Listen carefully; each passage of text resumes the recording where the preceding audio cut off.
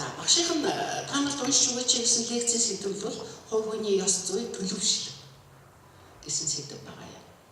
Магадгүй заримд нь одоо биднэрт өвдгийн наснд энэ лекцийг унших шаардлага байна уу гэсэн тийм асуудал төрж магадгүй л дээ. Ер нь бол би энийг бол манай баг курсын оюутнуудад уншвал илүү бас хэрэгтэй юм л гэж боддог боловч ер нь бол таны нас чинь залууччихжээ. Та нар чинь насаараа харьцангуй одоо бидний үеийг бодох бол харьцангуй эрт төгсдөг болчихж. Нас чинь шүү харьцангуй бага байдаг юм байна. Тэгэхээр бол магадгүй энэ оюутан байх 4 жилдээ 3 жилдээ бол би хинбэ би чинь төлөвшсөн үгүй юу? Би хүний хувьд би төлөвшсөн юм уу гэдэг энэ асуудлыг та нар өөртөө тавьж исэн ч байж магадгүй тавиагүй ч гэж магадгүй. А гэтэл энэ асуудал хэзээ гарч ирэх вэ? Та нар сургуулаа төгсөөд гарч ирэхэд бол тэр асуудалтай тулгардаг байхгүй юу? Ажил дээр гарч ирэхдээ. Ажил дээр ингээд та нар төгсөөд очиход бол та нар гүй чи яасан гэж төлөвшөөгүй хүүхэд байж гэх юм тийм ээ? Тийм асуудалтай бас тулгарч болно. Тэгэхээр чинь бол цөмөр бид нар өнөөдрийн хувьд бол хувь хүний ёс зүй гэж юу юм бэ? Хувь хүний төлөвшил гэж юу юм бэ гэдэг ухтгыг ойлгож ийн үгүй юу? Ингээд би бас өнөөдөр энэ 30-40 минутанд таны анхаарлыг төвлөрүүлээ. Өөрийнхөө мэддэг тийм ээ эрдэмтдийн яадаг хэдэн зүйл дээр мөн одоо та нартай санал солилцох байдлаар энэ асуудлыг хөндөж ярих гэж бодож байгаа. Энийг бол яг зайлшгүй шаардлага гарч ирээд байгаа. За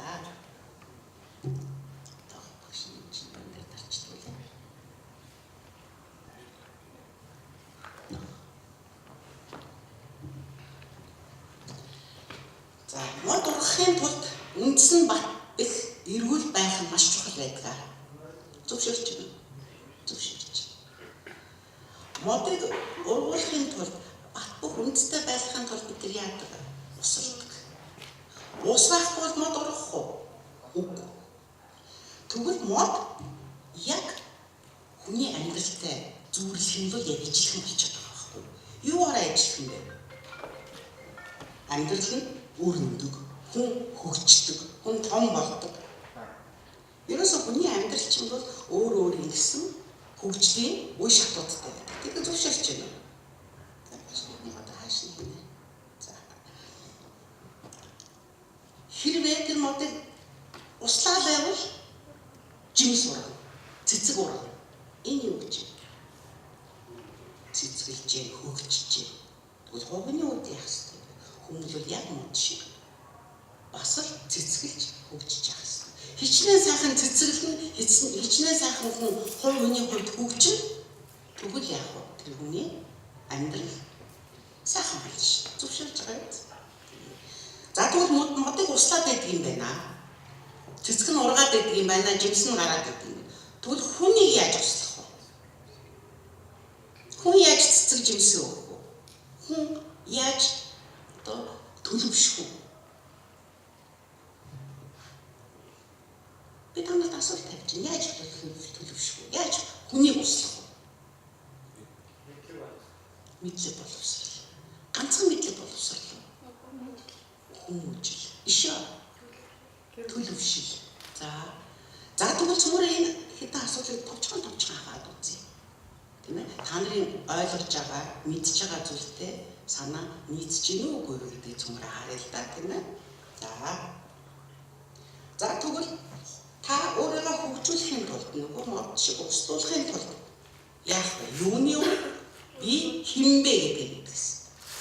Би хинбэ. За тэгвэл цөмөр харъя л да. Хөгжлийн юунаас эхлэх вэ гэвэл хүн юуны өмнө өөрийгөө удирдах сурах хэрэгтэй. За удирдахын тулд би хинбэ? Надад ямар давуу талууд байна вэ? Үр дүнд хүрэхийн тулд би юу хийх ёстой юм бэ? Миний үнэт зүйлс юу юм бэ? Эцэст нь би ирээдүйд ямар хүн болох гээд байгаа юм бэ? Энэ бүгдийг л мэдчихэж л та бол өөрийгөө яг таньж мэдэх шаардлагатай юм. Тэр бүгдийг мэдхийн тулд л та өөрийгөө зөх хэмжээнд удирдах хэрэгтэй болж байгаа хувь хүний. За тэгвэл ерөөсөө хувь хүн гэдэг маань одоо бие хүн тийм ээ нэг хүний тухайд ярьж байгаа шүү дээ тийм ээ. За тэр хүнийг түүний онцлог нөлөөлдөг хэд хэдэн хүчин зүйлүүд байдаг юм аа гэж эрдэмтэд судлаачид үзсэн юм байна. За энэ хүчин зүйлүүд нь нэгдүгээр нь төрөлхийн хүчин зүйл, удамшил. Хоёр дахь нь хүрээлэн байгаа орчин. Энэ бас хүчин зүйл. Мөн жижиг сажиг бас өөр нөхцөл байдал. Энэ бүгдийн үр дүнд л хүн төлөвшдөг. Би хүн гэж бий болдог. Зөвшөөрч байгаа юм. Зөвшөөрч. Төрөлхийн хүчин зүйл гэж юу яриад байгаа юм бэ? Хүмүүжил. За аашаа ямар санал? Ээж аав. За ээж аавын юу юм? Сургаал гэж бодъё тийм ээ. Өөр юу ах вэ? Төрөлхийн хүчин зүйл.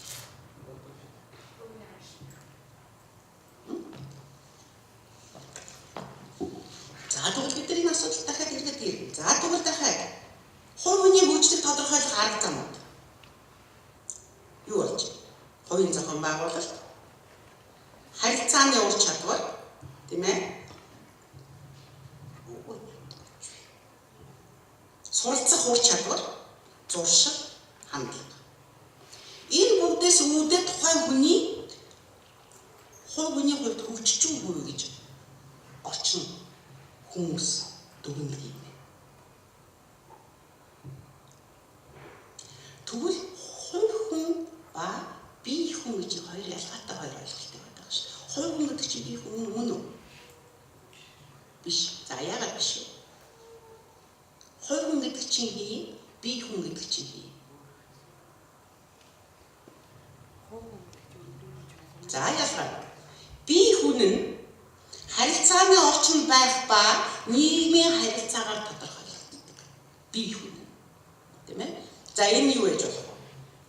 Ямар харилцаа гэж болох вэ? Гэр бүлийн харилцаа, найз нөхдөд харилцаа, их сургуулийн орчин тийм ээ? Бас оюутантай. Бие хүн гэдэг юм аа. Хөгжил нь юугаар тодорхойлогдох вэ? Гадаад болон дотоод удирдах ба эс удирдах нийгмийн болон байгалийн хүчин зүйлийн нөлөөнд бий болдог. Бие хүн.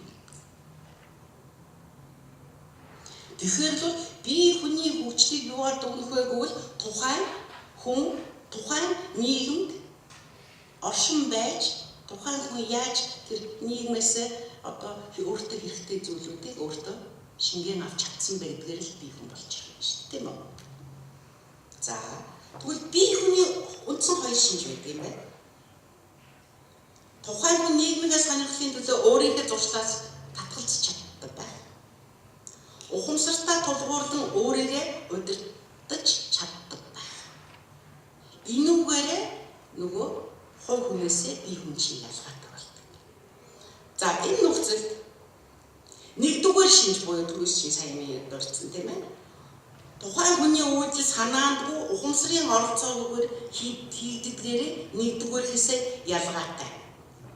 Зуршилтай гэсэн баггүй тийм чинь. За харъя та. Жишээлбэл цөмөрөө энийг бас зөвшөөрөх баг. Командын гүйцэтгэл гэж юу вэ? Та нар сая ээж аав гэдэг шиг ээж аавтайгаа бид нар харьцахтаа багасаа яадаг гэсэн. Командыг л гүйцэтгэдэг гэсэн тийм ээ. Бид нар л өөрсдөө л ямарваа нэг санаачлаг гаргаад тэрийг ингээд бүтээгээл хийгээд идэггүй ээжээ. Бид нар ч юм бол баг балчир насндаа ээж аавынхаа командыг гүйцэтгэдэг ээжээ. Тэр үед бид нар төлөвшөөгүй гэж. Тийм үү? За баг балчир насндаа төлөвшөөгүй байгаа байдал нь юугаараа илэрдэг байсан бэ гэвэл бид нар л том хүмүүсийг зүгээр л ямар ч ухамсарын оролцоогоор зүгээр л дуурайдаг байсан. Ялангуяа охтууд ээж нь уруулаа боддог. Лак одоо ч гэсэн жоохон охтуудыг ингээ харахад би инээд төрдөг байхгүй. Однох гой лак хахамсаа бодсон. Яа ээжээгээ байсан.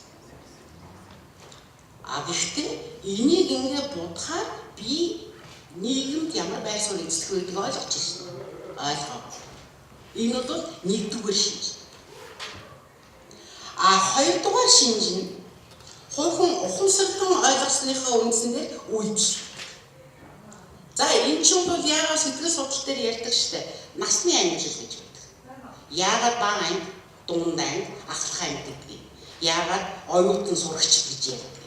Яагаад эдгээр зөвмөр ингээд хүүхдүүд гэдээ аваад үзчихдэггүй. Үгүй юм байна. Үе болгонд бол өөрийн гэсэн тийм ээ тодорхой ухамсарын хөгжил буюу орчин тойрноо ойлгож авсны үндсэндээ бий болдог тодорхой шинжүүдтэй тийм ээ дадал чадваруудтай болдог. Жишээд 13-аас 15 насны шилжилтийн нас гэж хэлдэг байсан тийм үү?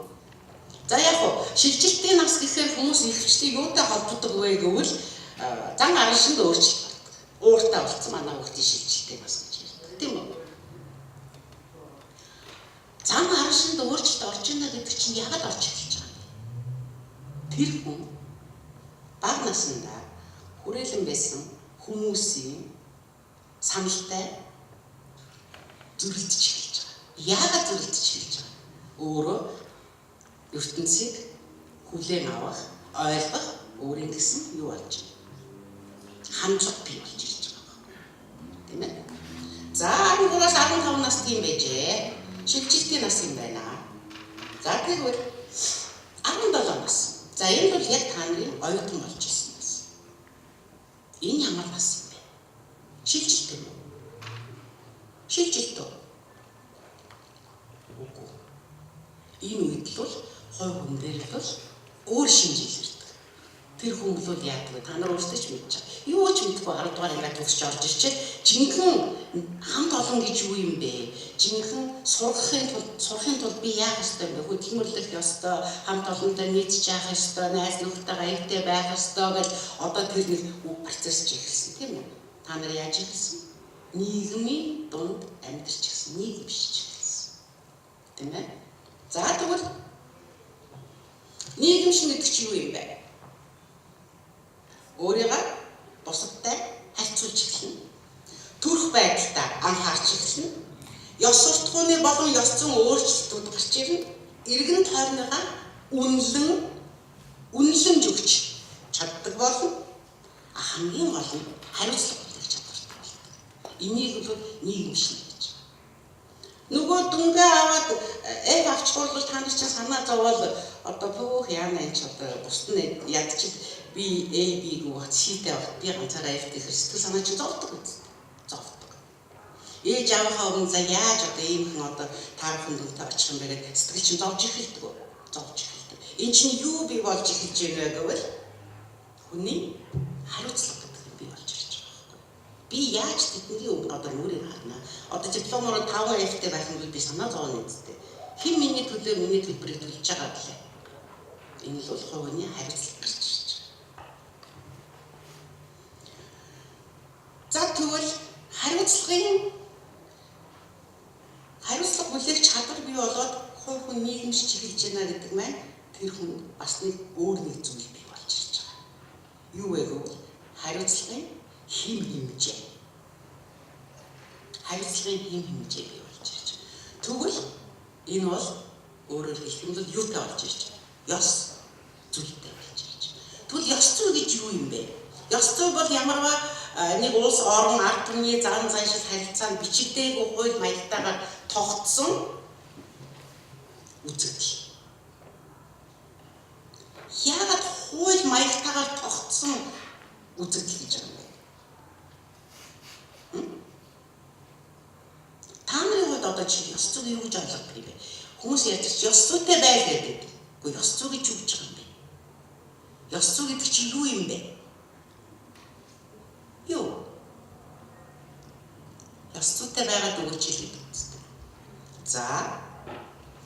Тэгвэл ёс зүй бол тодорхой үйл ажиллагаа эрхэлж буй хүний зүгээс нийгэмтэйгээ харилцах, харилцах хүлээх, олонний дунд бие авч явах, хүнтэй харилцах соёл, сайн сайхан зан үйлийн уламжлалт, хэм хэмжээний нэгдмэл систем юм аа гэд энийг тодорхойлсон байна. Энэ бүгд л болчихж байгаа бол энэ бүгд зохих хэмжээнд байгаа бол та бол ямар хүн байж болох вэ? Ёс зүйтэй хүн болж таарч байгаа. За тэгвэл ёс зүйг ярихад бол бид нар ёс зүйтэй холбоотой хамгийн гол зүйл нь бол соёл юм байна. Ямар хүний соёлтой гэж хэлдэг юм бэ? Ямар хүний соёлтой хүн гэж хэлдэг? За боловсон. За тэгвэл соёлтой боловсон гэдэг хоёр том ял гарч ирлээ. Боловсон гэдэг чинь ямар утгаар яригдах вэ? Соёлтой гэдэг нь юу юм тэгвэл? Боловсон гэдэг үг чинь ерөнхийдөө ингээд бодоод байхад боловсрал гэдэг үгнээс үүсэлтэй юм шиг байгаа биз? Тэгвэл соёлтой гэхлээр чинь дуулдаг хүний хэлт юм. Соёл гэдэг үгээс гаралтай биш. Үгүй юм байна тийм ээ? Тэгэхээр бол соёлчмд бол юуны төрөнд та нарын насны хүмүүст хамгийн түрүүнд нийгэм бие авч явах соёл гэдэг асуудал хүндэгдэж байна. Нийгэм бие авч явах соёл гэдэг нь нийгэмд хүн бие хэрхэн авч явах ёстой болон хувь хүний өөрийнх нь байдлыг зохицуулдаг журам юм аа гэдэг тодорхойлсон. Журам гэдэг чинь эцэцлүүд дөрвөн юм байна. Тэгсэн чинь хувь хүн ингэж нийгэмд ингэ бие сул хайчаад би ингэдэг юм чинь яах юм? Би ингэх дуртай юм чинь яах юм? Хэн надад яавал гэж боддоггүй юм байна.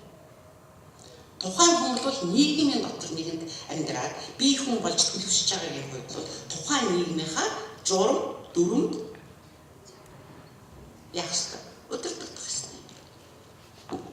Тэгэхээр бол ингээд бүх улс орнуудыг ингээд харахад бол бүгдээрэнд нь тогтцсон одоо хүйсээр эрэгтэй хүний баримтлах журам, эмэгтэй хүний баримтлах журам, дагах журам гэх юм уу тийм ээ? Соёл хэм хэмжээж байдаг юм байна. За тэгвэл нийгэмд бие авч явах соёл бол яагаад ингэж би нөгөө ганцхан Монгол гэж ярихгүй шүү дээ. Улс дэлхийд гэж яриад байгаа. Тэгсэн чинь энэ улс болгоны нийгэм бие авч явах соёл чи ижилхэн байдаг. Улс болгон өөрийн нийгэм бие авч явах соёл гэдэг ойлголттой. За тэгвэл нийгэм бие авч явах соёл яагаад улс болгонд өөр байгаа юм бэ гэвэл энэ бол тухайн улсын юуны өмнө ёс заншилтай холбоотой байдаг. Хоёр дахь нь бол хувь хүний зуршилтай холбоотой. Тэгвэл за ёс заншил гэхээр бид нар ойлгоно тийм ээ? Манай Монгол бол маш сайхан ёс заншилтай. Тийм ээ? Манай өвөг дээдс ингэдэг байсан, танаа эмээ өвөө чинь ингэдэг байсан гэдэг чинь нөгөө бидэрт нөгөө ээж аав маань ёс заншлаа ярьж өгч бид нарыг бас энэ яг Монгол ёс заншлаа дагахыг шаардж байгаа юм хэлбэр. Гэтэл энэ ёс заншлаас гадна л хувь хүнд бол түрүү чинь хэлсэн өөрийн гэсэн юу гэдэг вэ? Зуршил гэдэг. Зуршлыг ч гэсэн сайн зуршил, муу зуршил гэж бас ангилаад байдаг гэсэн. Тэгвэл зуршил гэдэг чинь юу юм? Зуршил гэдэг чинь байгалаас ёс заншилууд биднэрт ингээ байгалаас цаанаас ингээ генээр өгөгдсөн зүйл байдаг бол зуршил гэдэг маань ямар гэдэг вэ? Олдмол. Олон удаа хийж гүйцэтгсэний эцэст бий болсон зуршил. Энэ зуршлыг бид эерэг ба сөрөг гэж байгаа. Яагаад би ингэж танарт ангилж өгч юм бэ гэвэл энийг бид нар илүү хүндэж ярих гэдэг байгаа. Эерэг зуршил, сөрөг зуршил. Эерэг зуршил гэж юу вэ? За эерэг зуршил бол өглөө орой чөдөө уудаг. Сайн уу? Сайн. Би эднийг давтаад энэ чинь бидний эрүүл мэндийн зай. Хүнтэй мэдлэх ёстой. Зөв. Хүнтэй мэдлэх гэдэг чинь тухайн өөрийнхөө тэр мэдлж байгаа хүнийг хүндэтгэж байгааг хэлж байна. Орж гарахтаа хаалгаа хааж байна. Бид нар бас энийг бол бас хүндэтгэлийн тийм ээ хүндэтгэлтэй холбож байгаа. Одоо багш нарынхаа өрөөнд ороод багшаас юм асуугаад гарахтаа бол бид хаалгаа хаах хэрэгтэй. Багш нар л тэр одоо чимээгүй орчинд хичээлээ бэлдэх хэрэгтэй. Хичээл орж хахад та нар тоцроод орсон бол хаалгаа хааж явах хэрэгтэй. Яагаад вэ? Коридорын шуугаар нь орж та нарын анхаарал, бусдын анхаарал сайн тавьдаг байх хэрэгтэй. Энэ сайн зуршил. Бид нар нийгэмдээ хэрэгтэй юм хийж байна. Гэтэл эргээгээд сөрөг зуршил гэж байна. За хамгийн түрүүнд та нарын насны хүүхдүүд би зүгээр өөрийнхөө хүүхдүүдээр ч гэсэн харсан. Хумсаа нэх айгуу дуртай. Сандарсан даа нэрдэг юм уу? Тэр зуршил болцсон байхгүй. За одоо энэ чинь мэрэл сууж штэ. Тийм ээ? Зуршил байхгүй юм чинь. Хүн өөрөө мэддэггүй. Тийм. Магадгүй тэр зуршил байх үед тэр хүний альва нэг зүйлийг бодож тунгаахад нэмэр болдог байж магадгүй тийм төвлөрөхөд нэмэр болдог байж магадгүй. Гэхдээ энэ бол муу зуршил байхгүй. Яг л нөгөө хүмүүс дотор ч өвчнөө микроб байгаа ш. Тэр микроб чи эргээл бидний эрүүл мэнд. За чанга ярих гэдэг юм талаар би өнөөдөр ингээд ажил дээр ирж исэн чинь миний араас нэг охин уцаар яриад явж исэн. Бүх ингээд ангууд хаалттай чимээгүй хичээлээ орж исэн чинь нөгөө хүүхд маань өсвөл бүх амьдралаа ярьж гэнэ өө. Чи хаана байна, би энд байна, чи яасан гэрээсээ тэрийг авсан уу, тэр чинь ярьсан уу, энэ чинь ирсэн үү, энийгээ уугцсан уу, бараг хоолч ирсэн үү, маха авсан уу гэдэг ингээд одоо бүх амьдралаа ярьчихж байгаа байхгүй юу? Энэ ч бол тэр хүнд бол тэр хүн өөрөө мэддэггүй байхгүй юу? Энэ бол зүгээр туршил чинээ яасан. А гэтэл нөгөө бидний яриад байгаа би хүн болохын тулд бид нар юу оролцож ухамсар. Хүн хаана би юу ярих уу, юу ярьж байна, яаж ярих уу гэдэг зүйлийг бол огтхон бодолцохгүй явж байгаа. Тийм болохоор бол энийг бол бид нар бол муу зуршил, сөрөг зуршил гэж ярьж байгаа. Тэгэхээр сайн зуршилууд мэдээж сайн, а сөрөг зуршил нь тухайн хүн бие муу авч явж байгааг хэлж байна. Бие авч явах байдлыг эрдэмтэд одоо Европын манер гэж ярьдаг. Энэ бол энэ юу гэж байгаа үг вэ? Хүний гадна байдал бөгөөд үгээр нь түүний нөгөө түрүүчийн хэлсэн соёлтой, хүмүүжилтэй, эсвэл соёлгүй, хүмүүжилгүй гэж ангилдаг гол үзүүлэлт. Тэгэхээр бол ер нь бол хүний бие авч тийм ээ нийгэм бие авч явж байгаа байдлаас шалтгаалж хүний соёлтой хүмүүжилтэй гэж ярьдаг юм биш тийм ээ. Тэрнээс бол ээж аваасаа олцсон тэр сайхан зангаар юм биш. Хүн тухайн нийгэм яаж бие авч явж байгаагаар нь бол соёлтой хүмүүжилтэй гэдэг нь бол дүгнэд юм байна. Яагаад мэдээж бидний иргэн тойронд өчнөө бас бие хүмүүс байгаа. Олон бие хүмүүс нэг бие хүнд дүгнэлтээ өгч байна. Тэгэхээр бол энэ бол их чухал юм байна. За тэгвэл соёлтой хүмүүжилтэй гэдэг нь маш энгийн зүйлээс нь харж иж дүгнэдэг юм байна нийгэм. Тухайн хүний талаар. Юуны өмнө хэллэгээр нь ах түүнийг хүндэтгэж байгаа байдлаар нь наад захын хогоо хайж байгаа байдлаар нь ховж ярьж байгаа байдлаар нь тийм ээ шүлсээ хайж байгаа байдлаар нь хувцалж байгаа байдлаар нь ноёд бие засах байдлаар нь хүртэл хүн соёлтой явгүй гэдэг ярьдаг юм байна. Тийм ээ? Номын сан хоолны газар бие авч явж байгаа байдлаар нь нийтийн тээврийн хэрэгсэл бие авч явж байгаа байдлаар нь цаг баримталж байгаа байдлаар нь тэр байтугай мэдлж байгаа байдлаар нь дүнжтэй. Би зүгээр та нарт нэг жишээ хэлье л да. Би бол өөрөө Оросын холбооны улс боловсрол эзэмшсэн. Би эхэндээ бас гайхчихсан л да. Юу гайхчихсан бэ гэвэл би тэр том ихтэй сургуульд орж ирэхэд оюутан болгон таньдагч байсан, таньдгүйч байсан, хичээл ордогч байсан, ордогч байсан бүх багш нартай мэддэг. Бүгдээрээ мэддэг. А бид нар яадаг вэ? Таньдаг багштайгаа минь танихгүй багшийнхаа бараг хажуугаар толгойн дээр гаргаж ирчих юм байна. Тэгэхээр ч юм бол бид нар зөв юм хийгээд байгаа мөс ч үгүй юм байна.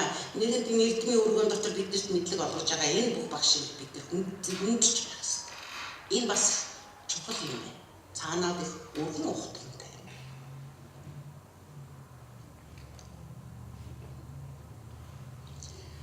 Тэгээ энэ бүгдээс ингээ хараад тахтвал хувь хүний төлөвшил гэдэг чинь эцэст юу юм бэ? Юу юм болж таарч? Ямар нөхцөлд одоо та нарыг бие хүний хувьд, хувь хүний хувьд төлөвшөж гэж ярих вэ? Сая миний ярьсан юмнаас цөмөрө дүгнэлт хийе л да. Хэрвээ би хувь хүний хувьд зорилгоо тавьж биелүүлж чадчих байгаа бол энэ чинь таны сургалт. Би хэрвээ энэ сургуульд орж ирчээ би энэ сургуулиас мэдлэг олж аваад энийгээ эргээгээд хэдтэй ирээдүйдээ би амьдралдаа хэрэгжүүлэхээ ойлгоод тэрнийхээ төлөө явж байгаа бол би хувийн хувьд төлөвшөж гэнэ үү? Төлөвшөж гэнэ. Би энэ сургуульд орж ирснээрээ би хүний хувьд хамт олноо хүндлээ, тийм ээ? Зохих ноорм дүрм журмын дагуу ёс зүйтэй болцсон бол би төлөвшөж гэнэ үү? Төлөвшөж гэнэ. Би энэ сургуулийг энэ өргөөгөөс ингээ гараа явахад бол би төлөвшсөн байх юм бол цаашдаа миний амьдралд бол хэлбэр болно. Төлөвшсөн байгаа гэдэг тийм ээ. За тэгэхээр бол Хувь хүний шийдвэр, бодол, чөлөөт цаг, оюун ухааны болон зүсэг бишрэл, хөгжил гэх мэтийн хувьд бусдаас үл хамааран амьдардаг. Өөрийн биеийн болон сэтгэл санааны эрүүл мэндэд халамжтай. Цагаа үр ашигтай, санаандаа нийцсэн байдлаар найдвартай ашигладаг. Бие бэлдэр, оюун ухаан, зүсэг бишрэлдээ өөрөө сэтгэл хангалуун, аж аргалтай байх асуудлыг өөрийн амьдралын турш эрэлхийлэхийг бүрэн ухамсарласан урлаг, уран зохиол, байгалийн ухаан, түүх, математикийг болон өөрсдийн сонирхлоор сонгосон бусад төрлийн ухааныг судалсны үндсэндээ өдөр тутмын ажил, амьдралын амжилт, баяр баясгалан бий болгоход тулгархад мэдэгдэх асуудлуудыг өөрийн оюун ухаан, итгэл үнэмшлийг байнга хөгжүүлэх замаар шийдвэрлэдэг болсон нөхцөлд бол би хувь хүний хувьд яасан байх вэ? Төлөвшсөн байна гэж. Зөвшөөрөхгүй юм асуудал. Зөв тийм ээ. Тэгэхээр чи хүмүүс бол зөвхөн боловсрохын энэ оюутан болсны хувьд та нар зөвхөн боловсрол олгохын төлөө явах юм шиг юм бэ. Мэдээж гол зорилго бол боловсрох. Боловсролтой болох. Шинж тухааны зах зугаас нь мэдэх, үндсэн мэргэжлээс сайн мэдж авах. Энэ бол зөв. Гэхдээ ганцхан боловсрол эзэмшээд шинж тухааныг мэдснээрээ та хувь хүний хувьд төлөвшсөн үгүй юм байна хүүхдүүд. Та нар бол бие хүний хувьд төлөвшөхийн тулд бол зөвхөн шинж тухаан биш. Дээрээс нь урлаг, спорт, уран зохиол, эрүүл мэнд, спорт бүх л зүйлийг өөртөө зохицуулж, өөрийнхөө сонирхолд нийцүүлж, ашиглаж, тийм ээ? Байх юм бол энэ маань таны хувьд бол бие хүний хувьд төлөвшөхийн тулд маш их нэмэртэй хэрэгтэй зүйл болдог юм байна. Тийм ээ? За тэгэхээр та хувь хүний хувьд хөгжихийн тулд яах ёстой? Юуны өмнө мөрөөдөлтэй байх ёстой. Мөрөөдөл гэдэг чинь юу юм? Хувь хүний хувьд мөрөөдөл гэдэг чинь юу юм бэ хүүхдүүд? Мөрөөдөл гэдэг чинь та нар цөмөрөө мөрөөддөг байхгүй юу? Маш их мөрөөддөг. Одоо насны хүүхдүүд маш их мөрөөдөнтэй байдаг. Тэр мөрөөдөж байгаа нь юу юм? Ярэ. Юу яа? За, ирээдүйд тодорхойлцсон гэсэн үг. Тий. Тэгэхээр бол ирээдүйд тодорхойлох буюу зорилго. Ерөнхийдөө та нарын мөрөөдөл чинь та нарын юу гэдэг вэ? Зорилго гэдэг байна. Тэгвэл энэ зорилго төрөхийн тулд хувь хүн яах ёстой юм? Тэг мөрөөдөл байна. Мөрөөдлөө өөрийнхөө зорилгыг болгох ёстой. Зорилго болгохын тулд та нар яах ёстой юм? Зорилгодоо хүрэхин тулд хүн яах ёстой юм? Зорилгоо тавьцсан гэдэг үгүүд авахгүй шүү дээ. Тэрийг үе шаттайгаар төлөвлөдөг. Яаж би тэр зорилгод хүрэх вэ? За, нэгд та төлөвлөсөн юм бол зорилгодоо хүрэхин тулд та мөрөөдлөө биелүүлэхийн тулд төлөвлөсөн юм бол та тэр төлөвлөгөөгөө яах ёстой? Биелүүлэх ёстой. Энэ нөхцөлд та төгс тийм ээ хүн болж өөрийнхөө ирээдүйд зөв зохистойгоор яаж чадах вэ? Бүрэлдүүлж чадна гэж байна. Бий болгож чадна. Тэгэхгүй би мөрөөдөлтэй гэж би аюух сайхан мөрөөдөлтэй шүү дээ гэж үгөөдэж болох. Би амар гоё зорилготой шүү дээ. Тэр зорилгоо мартчихад өөр юм хийгээд яваад ээж болдгоо юм байна. Бүх юм ч бол хоорондоо холбоотой.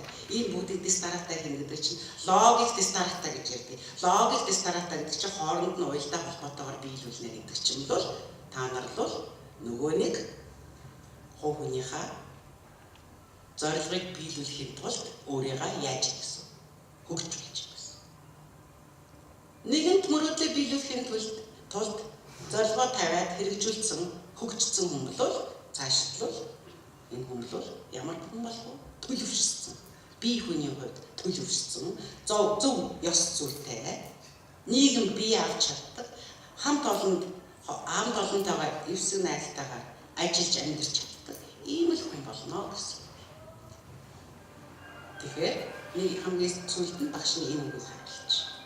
Хаана хүрэхээ одоо урт та мэдэхгүй бол тэрийг төлөвлөөгүй бол мэд чадаагүй бол та хизээч тэрэндээ яаж очихоо мэдэхгүй.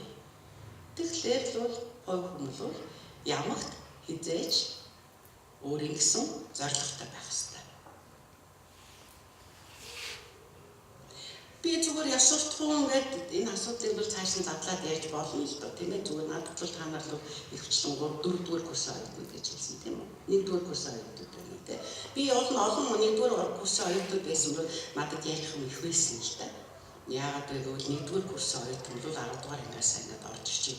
Яг ингээд нийгэмд орж ирчих би яг ингээд байцаалтаа явж идэг тийм ээ. Тэгээд энэ байцаа алдна гэдэг чинь бол энэ хүн нийгэмш чадаагүй энэ хүний нийгэмд зөв алхуулж зөв бишгүүлэхэд тулд маш их олон ёс зүйн ярих хэрэгтэй. Энийг бол хүн сонсч ийж мэддэг, уншиж ийж мэддэг тийм ээ. Тийм болохоор энэ бүх зүйлийг бол ярьж өгдөг. Би зүгээр та нарт ингээд төгсгөлтний хэлээ л да ёс зүйн хувьд би зүгээр оюутнууд дээр ингээд хараад хэлэх юмуд юу гэдэг вэ гэвэл одоо ингээд гадаагаараа шүлсээ хайдаг. Сургууль дээр өчнөө манай үйлчлэгч нар бардаггүй шүү дээ цэвэрлж.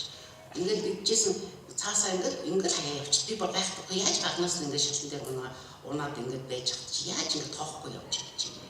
Нөгөө эрэгтэйчүүд нь ингээд хоорондоо ярьж ингээд нэгнийхээ мөрөн дээр ингээд дараал баг дээрээс нь гарал хийчихээ. Ямээрээ хахахагаал ашгараад тийм ээ ууландаа гайвш зугаалт явж байгаа юм шиг чарцаал. Тэгээд эсвэл октоодынхаа хойноос гүйж малгарын дулаагаал эсвэл охтууд нь удирлаар биш хувцлаа тий. Би удирлын бус чанартай гэж л та тийм ээ. Тийм байгаа шүү. Манай багш өнөөдөр орж ирээд хэлчихлээ. Гэхдээ багшаа би гахлаа гадаа сайн сандалтай үү? Өөртөө явчихсан. Би зөвхөн гайхсан ямар сандалтай зуны сандал. Өөх тэгэхээр чи одоо хэдэн сарвлыг хэдэн оноог гэдэг шиг тийм ээ. Тэрийг мэдгүй. Эн чинь багхгүй. Гэхдээ энийг бол хүн бол ингээд нийгэм дотор орж авах хэрэгтэй. Хизээч хүн нийгмийнхаа эргэнд хооронд харж явах хэрэгтэй. Бид нар би зөв хийж гэнэ үү, буруу хийж гэнэ үү? Би нийгмийн шаардлагад нийцэж гэнэ үгүй юу гэдэг дээр айгүй сайн бодох хэрэгтэй байхгүй юу? За тэгээд нөгөө энэ сургуулийн хөөрхөн сургуульч одоо их олон 10 жил болж байгаа. Тэгээд энэ цонхны юун дээр чинь сургуулийн маань цонхон дээр нөгөө хэдэн одоо чинь залууч идэх булаа бадран болцсон юм шүү дээ. 2-3 гараа суучдаг би боддог байхгүй. Яана энэ тавцаа одоо хэдэн жил гэсэн юм бол. Уталтайгаар гараа сууч нөгөө Америк кино үзсэн. Америк кинонд тэгдэг юм бол. Эсвэл зарим охтууд тийм ээ хурж ирээд энэ шалан дээр ингээд суучин зайлшаа. Айгу эмхтэй хүн зайлж болдго юм уу? Олон нийтийн газар. Болохгүй шүү дээ. Тэрийг хой гэж бодоод байгаа байхгүй юу? Яг л гадаад кинонд дээр тэгдэг. Тэгвэл тийм гадаа би хэлж шүү дээ. Уус өөрийн ёс заншил байгаа. Тэрэнд нийцэж явах хэрэгтэй.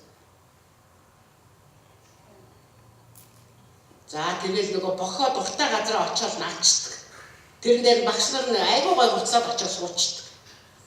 Бүр айгүй харамсалтай байдаг. Яг гой костюмтэй очиод суудсан чинь боссон чинь ингээл битүү бох. Тэр бохыг чинь ингээ цаасан боогод хогийн савнд хайчих болно та. Гар юмсан бүрхгүй байхгүй нөгөө бас тэрийг мэдэхгүй байгаа байхгүй. Нэгнийхээ хүндэтгэх ёстой гэдэг зүйлийг мэдэхгүй байгаа байхгүй юу? За тэгээд сүүлийн үед сүүлийн 5-6 жил нэг мод гарцсан. Эрэгтэйчүүд нь таалагддаг юм, эмэгтэйчүүд нь таалагддаг юм гэдэг бол. Тас төвөрлөдөл гэж баг коридорын гол төвөрлөдөл зогсоод байна. Яагаад вэ? Уулзааг уудсан юм уу? Санцсан юм уу? Хайртай юм уу? Тэ? Энэ ч бас ёсцоо. Тэр хайр нөгөө хайр гэдэг зүйл чинь харин нууц байх тусмаа гоё гэдэг шүү дээ. Тэрнээс ингээд олон нийт бүх ингээд шүцээсийн нийт оюутнуудын донд хоёлаа төвлөлдөл одоо тэгэл эмэгтэй нүнсэд байгаа юм уу, эрэгтэй нүнсэд байгаа юм уу? Тэгээ заавал хүнд харуулж явах ямар шаардлага байна? Эсвэл өөр дээр гарч яаж вэ? Тэр чинь паркт очиж сууж болно тийм ээ? Өөр газрын сургууль дээр биш энэ чинь боловсролын байгууллага. Та нар чи ирээдүйн Монгол улсыг хөгжүүлэх гэж байгаа инженерүүд боловсон хүчин танаас энэ улс чинь маш их найдлага тавьж штэ. Ийм боловсон хүчин бол надад байхгүй харамсалтай санагдаад байна. Тэгээ яг энэ чинь та нар ингээ ингэж байгаа чинь айгүй бас надтай адилхан бодоод байгаа байхгүй яг үнэ гэж зөвшөөрч байгаа юм. Тийм. Тийм болохоор та нараас тэр үйлдэлүүдийг зөвшөөрөхгүй байгаа байхгүй юу? Энд чинь их сайн. Энийг мэдээд инээд чинь бүрж ийнэ гэдэг чинь бол та нарын инээж байгаа хүмүүсийн хувьд бол төлөвшсөн байна гэсэн үг байхгүй юу?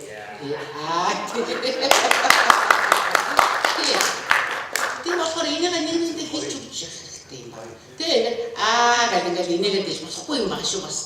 Нэгнэндээ хэлчихэ. Хүшээд. Хоёр гайгүй юу юм уу гэдэг чинь. Чи инээ гэдэг охтууд хэлж болно шүү. Манай охтууд ч одоо сүлээ гэдэг. Тэгэл эдгцэн ингээд онгорхоо энэ ингээд онгорхоо заримдаа ч бод бокс бүрэн даардаг юм гэж үздэг шүү дээ. Мод гэж юм байдгийг. Мод гэдэг чинь бол гоё зүйл. Гэхдээ мод болгон нэг дуурайх ёсгүй юм байна шүү дээ. Бас л нөгөө эргээд нөгөө хуу хөний соёл ертөнцийг хүлээж авч чадвартай холбоотой юм байна тийм ээ.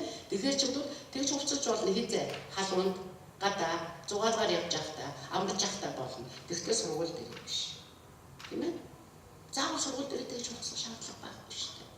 Би одоо хэд улсад мэргэжил дээшлүүлэх ингээд дээшлүүлэхээр чанжид очиж ирсэн. Би ихтэй сургууль дээр нь очиж үзсэн. Би тэднэрийг бүр өстой багш нарын биш юм аа чинь боловсролын байгууллагаас тавьдаг шаардлага юм би биш ирсэн. Юу вэ гэвэл нэг ч эмэгтэй хүүхэд эмэг бүгжгүй зөвшөөрдөг. Нэг ч багш эмэг бүгжгүй зөвшөөрдөг. Яагаад? Та нар одоо таадаа би танаа хариултаас яагаад зөвшөөрдөг? Нэг ч охин бол нүүр амаа бодогддог. Манайч солонгос кино үзэл цөмөр солонгос бүсгүйч болж байгаа шүү дээ. Яагаад зөвшөөрдөг? Танаас нэг асуулт байна. Яагаад тэрийг зөвшөөрдөг вэ? Яагаад? Нэг нь алтан эмэг авсан баг танаас авсан байгаад хоёр дахь нь өгдөг байхгүй. Тэгсэн чинь гурав дахь найз нь амьдралын боломж муутай бол бас хэцүү үсттэй. Яаж хийж байгаа нэг юм амбаатанд авч тавьчихад авдаг байхгүй. Энийг гаргахгүй. Энэ оюутан бол сурах ёстой. Оюутан бол тэр эд баялаг гоё чимэглэл ерөөсө хамаагүй. Эмний зорилго нь юу сурах зорилготой. Тийм болохоор та оюутан бол сурах гэж. Багш нарыг яагаад багш нар бол гоё юм зөвчл оюутан шохорох ёсгүй. Охтод гэж юм зорчиж байгаа ёстой юм. Оюутан. Анхаарал сайхан гэж байгаа байхгүй. Тэгэхээр бас зүг тийм ээ. Би тэгэхээр тэрийг аюулт юмсээ. Тийм болохоор бол би та нар гэж хийж байгаа юм биш, чамаа гэж байгаа юм биш, чамаа гэж байгаа юм биш. Би зөвхөн нийт оюутнууд тийм ээ. Өөрийнхөө харсан, мэдсэн тийм ээ надад таалагдж байгаа, таалагдахгүй бүх юм та нарт ярьж байгаа. Энэ бүгдийг л би эцэгцдүүл нэг л том явалд оруулчлаа шүү дээ тийм ээ. Энэ бүх юмыг бид нар зөв хийх юм бол бид нар ямар зорилготойгоор энэ сурч байгаагаа ойлгох юм бол бид нар хамт олонтойгоо эвдээ амьдарч чадах юм бол би бол хувь хүнийхөө зөв төлөвшөж байна. Ийм л юм гэсэн. Багшаас асуулт асууж байна шүү. Асуулт ойлгомжгүй юм байж болно шүү. Мессежээр асуух юм. Цаасан дээр бичих юм. За тэгэхээр багш нар лекцээ ингээд дуусгая. Тэгээд би зүгээр багшийнхаа хэлсэн юмнуудаас та нар мэдхгүй зүйл олж авсан байх гэж бодож байна, тийм ээ. Мэдчихсэн ч гэсэн дахиад нэг тийм ээ сонсоод авсан гэж бодож байна. Тэгээд ирээдүйд төгсөж байгаа оюутнууд маань үнэхээр сайхан амьдралтай одоо Монгол улсын иргэд байгаасай. Тийм ээ зорилготой, тийм ээ зорилготой хүрч чаддаг. Зорилготой хүрч чадна гэдэг чинь бол амжилтанд хүрч чаддаг. Ийм л мундаг боловсрогч байгаасай.